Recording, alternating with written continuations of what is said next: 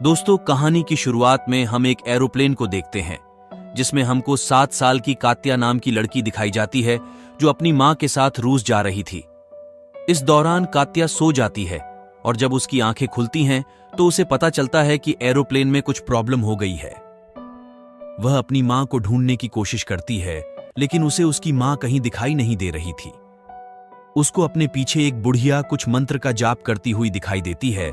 तभी एरोप्लेन में अनाउंसमेंट होती है कि कुछ ही देर में एरोप्लेन इमरजेंसी लैंडिंग करने वाला है, और तभी प्लेन क्रैश हो जाता है और कात्या किसी तरह बच जाती है। इसीलिए न्यूज में सिर्फ कात्या की ही न्यूज आ रही होती है और काफी सालों तक कात्या की खबरें न्यूज पर आती रहती हैं।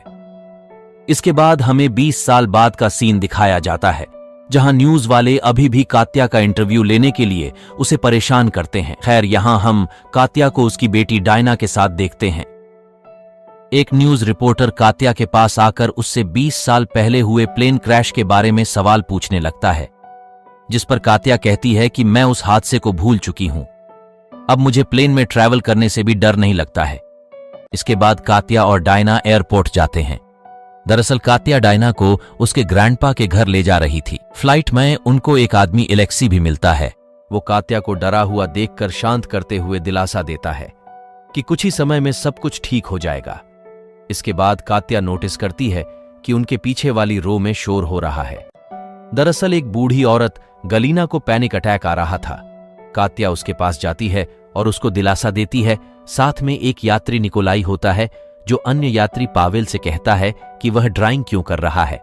पावेल ने कहा कि ऐसा करने से उसको डर नहीं लगता, जिस पर पोवेल उसे उल्टा जवाब देते हुए कहता है कि ये ड्राइंग्स मुझे दुनिया को अच्छे नजरिए से देखने में मदद करती है। इसके बाद प्लेन अपनी उड़ान भरने के लिए आगे बढ़ता है, जिस दौरान कात्या को अपने ऊपर से किसी मेटल की आवाज सुनाई देती है।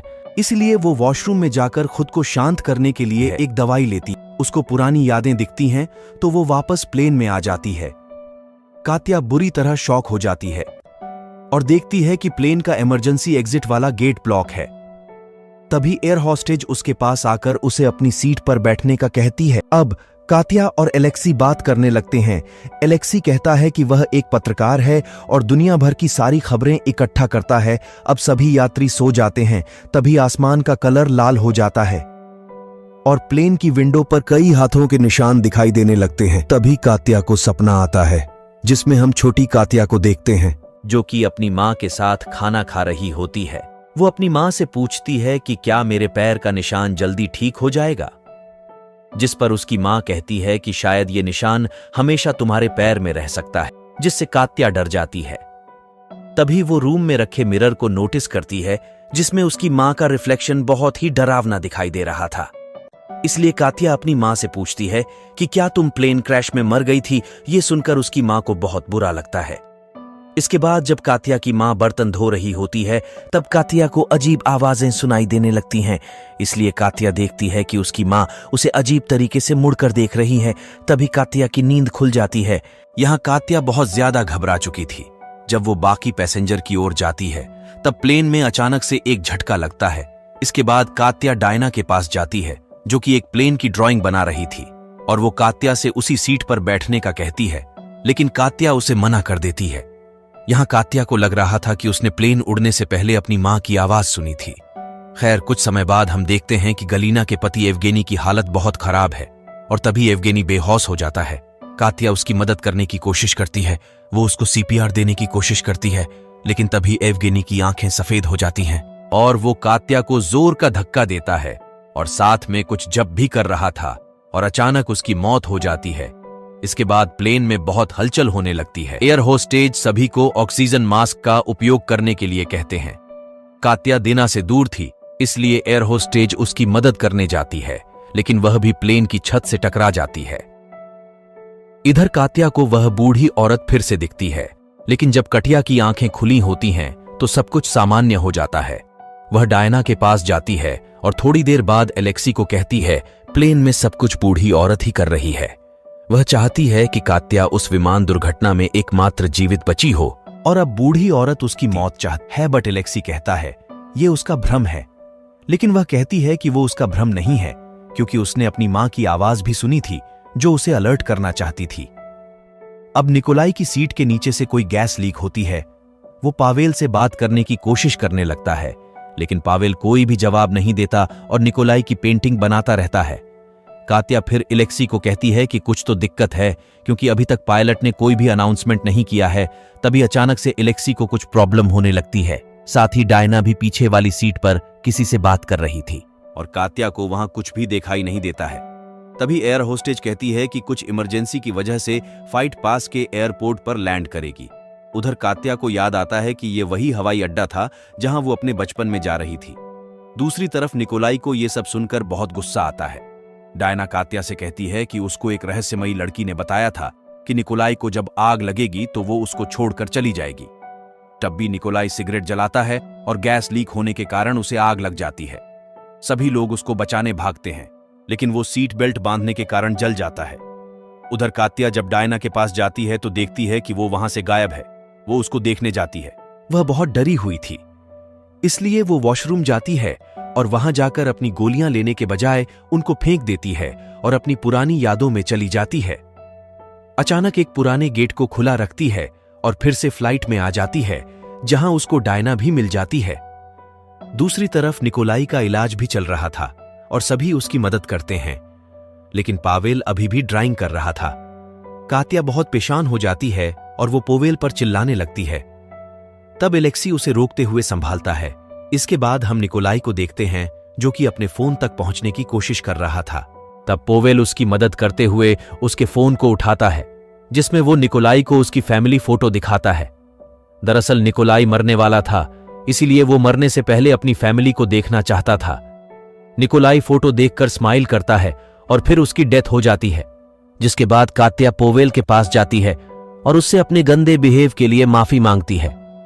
तभी कात्या नोटिस करती है कि गैलेना अपनी सीट पर नहीं है। यहां कात्या को याद आता है कि गैलेना बहुत समय पहले वॉशरूम गई थी और अभी तक वो वापस नहीं आई है। इसलिए कात्या टेंशन में आकर वॉशरूम के गेट को जोर से पीटने लगती है, जिस दौरान एयर होस्टेज को लगता है कि कात्या मेंटली डिस्टर्ब है, इसलिए वो उसे वापस अपनी सीट पर बैठने का कहती है। लेकिन कात्या अभी भी गेट खोलने की जिद करती है, इसलिए एयर होस्टेज गेट खोल देती है। पर कात्या को वॉशरूम में गैलेना नहीं दिखती है। यहां कात्या देखती है कि एवगेनी की आंखें खुल गई हैं और देखते ही देखते एवगेनी उस पर अटैक कर देता है। तब कई सारे काले हाथ वहां आने लगते हैं और कात्या को पकड़ने लगते हैं। यहां कात्या देखती है कि वो रो नंबर 19 पर गिरी हुई है। दरअसल बचपन में जो प्लेन क्रैश हुआ था, उस प्लेन में कात्या की सीट रो नंबर 19 ही थी। खैर, अब कात्या को होश आता है और वो देखती है कि एवगेनी की बॉडी सीट पर रखी हुई है। उसे वहां किसी की शैडो भी दिखाई देती है। इसलिए कात्या जल्दी से डायना के पास जाती है और उससे कहती है कि हमें अभी के अभी प्लेन छोड़ना होगा। तब एलेक्सी उसे रोकने की कोशिश करता है, जिस दौरान एलेक्सी की आंख से खून बहने लगता है और वो बेहोश हो जाता है। साथ ही एक एयर हॉस्टेज के मुंह से पानी निकलने लगता है और उसकी मौत हो जाती है। इस एयर हॉस्टेज की आंख भी वाइट हो गई थी, जिससे कात्या बुरी तरह डर जाती है। इसके बाद कात्या पोवेल के पास जाती है और उसकी स्केच बुक छीनकर उसे देखने लगती है। तब कात्या को एहसास होता है कि पोवेल ने जिसकी ड्राइंग बनाई है वो मर गया है और अगला नंबर कात्या का है। कात्या पोवेल से कुछ पूछ पाती कि तभी अचानक पोवेल का शरीर जलकर राख हो जाता है। इसीलिए अब कात्या प्लेन से भागने के लिए पायलट के केबिन की ओर जाती है, जिस दौरान एयर हॉस्टेज और एलेक्सी उसे जाने से मना करते हैं। अचानक से एक अनजान शक्ति एयर हॉस्टेज को अपनी तरफ खींच लेती है। वहीं एलेक्सी के सिर से खून बहने लगता है और उसकी भी डेथ हो जाती है। इसके बाद कात्या पायलट वाले केबिन के गेट को तोड़ देती है, लेकिन उसे वहां पायलट के केबिन की जगह प्लेन का एक और केबिन मिलता है, जो कि ठीक वैसा ही केबिन था जिसमें उसकी सीट थी। अब कात्या आगे बढ़ती है और फिर से पायलट के केबिन का गेट खोलती है, लेकिन उसे फिर से वही केबिन मिलता है जिसमें उसकी सीट थी। इससे कात्या को महसूस होने लगता है कि वो किसी लूप में फंस गई है। तभी अचानक कात्या देखती है कि डायना रो नंबर 19 पर बैठी हुई है और उसे अपने पास बुला रही है।